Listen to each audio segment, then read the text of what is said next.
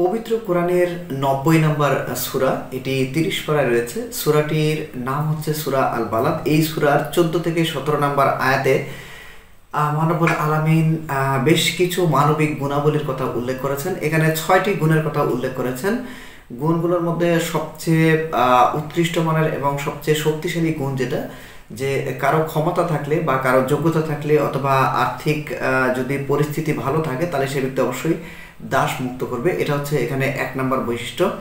এমন আরও ৫টি বৈশিষ্ট্য রয়েছে, সেগুলো ধারাবাহিকভাবে আলোচনা করবো ইনশাল্লাহ। এই আয়াতগুলোর মাধ্যমে পবিত্র কোরআনে আল্লাহ রাব্বুল আলামিন এই ব্যক্তিগুলোর মধ্যে, যে সমস্ত ব্যক্তিদের মধ্যে এই ৬টি গুণ রয়েছে, এই ব্যক্তিদেরকে বলা হয়েছে ডান দিকের লোক, অর্থাৎ তারা সৌভাগ্যবান লোক, তারা জান্নাতি মানুষ। এই মানুষগুলোকে পবিত্র কোরআনে আসহাবুল ইয়ামিন বা নেককারদের অন্তর্ভুক্ত বলা হয়েছে। আসসালামু আলাইকুম রহমতুল্লাহ। প্রিয় দর্শক, কাম টু কোরআন ইউটিউব চ্যানেলের পক্ষ থেকে আপনাদেরকে জানাচ্ছি আন্তরিক অভিনন্দন এবং মোবারকবাদ। আজকে গুরুত্বপূর্ণ আরও একটি বিষয় নিয়ে আলোচনা করব ইনশাআল্লাহ। পবিত্র কোরআনের ৯০ নম্বর সূরা, সূরা আল বালাদ। সূরা আল বালাদের ১৪ থেকে ১৭ নম্বর আয়াতে মহানবুল আলামিন ৬টি বিশেষ মানবিক গুণের কথা উল্লেখ করেছেন এবং এই গুণগুলো যে মানুষের মধ্যে রয়েছে বা থাকবে তাদেরকে আসহাবুল ইয়ামিন বা নেককারদের অন্তর্ভুক্ত, এবং তাদেরকে বলা হয়েছে তারা ডান দিকের লোক, অর্থাৎ তারা জান্নাতি ব্যক্তি। আমরা জানি যে এখানে পবিত্র কোরআনে একটি বিবরণ পাওয়া যায়, সেখানে দুটি শ্রেণী ভাগ করা হয়েছে। একটি হচ্ছে ডান দিকের লোক আর একটা হচ্ছে বাম দিকের লোক। এখানে সৌভাগ্যবান বা ডান দিকের লোক বলতে তাদেরকে জান্নাতি লোক, এবং তাদের মধ্যে এই বৈশিষ্ট্যগুলো থাকবে।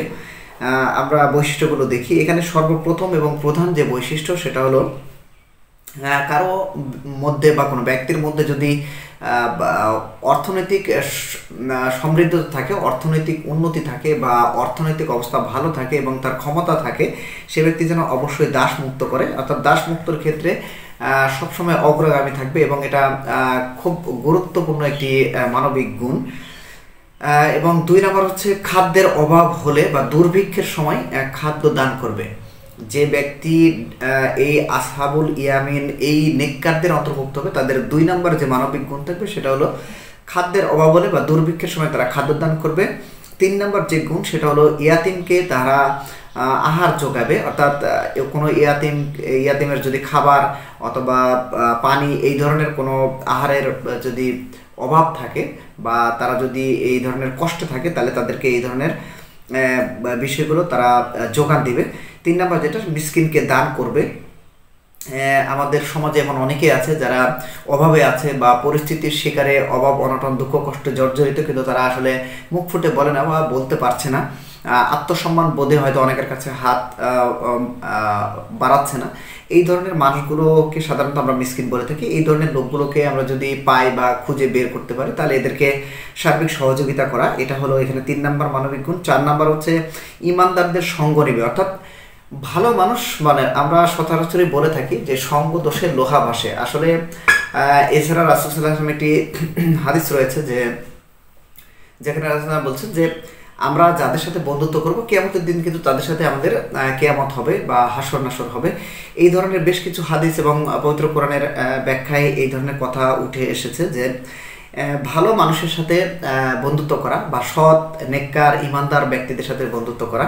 এখানে ৪ নম্বর মানবিক গুণ হিসাবে কিন্তু এটি উল্লেখ করা হয়েছে যে ইমানদারদের সঙ্গ নেওয়া বা তাদের সাথে বন্ধুত্ব করা।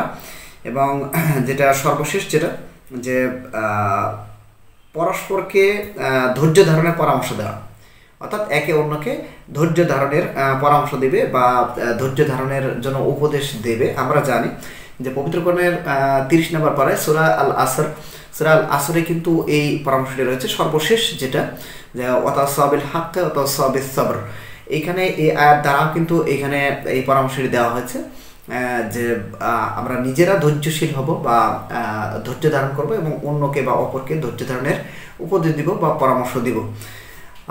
দর্শক, এইখানে সূরা আল বালাদের এই ১৪ থেকে ১৭ নম্বর আয়াতে এখানে বিশেষ ৬টি মানবিক গুণের কথা উল্লেখ করা হয়েছে। আমরা এই গুণগুলো অর্জন করার চেষ্টা করব ইনশাল্লাহ, এবং অন্য ভাইদেরকে বা আমাদের আশপাশে যারা রয়েছে সেই ভাইদেরকে এই বিষয়গুলো জানানোর চেষ্টা করব। অর্থাৎ তাবলিগি কাজ, যেটা দাওয়াতি কাজের মাধ্যমে এই সুসংবাদগুলো আমরা পৌঁছানোর চেষ্টা করব ইনশাল্লাহ।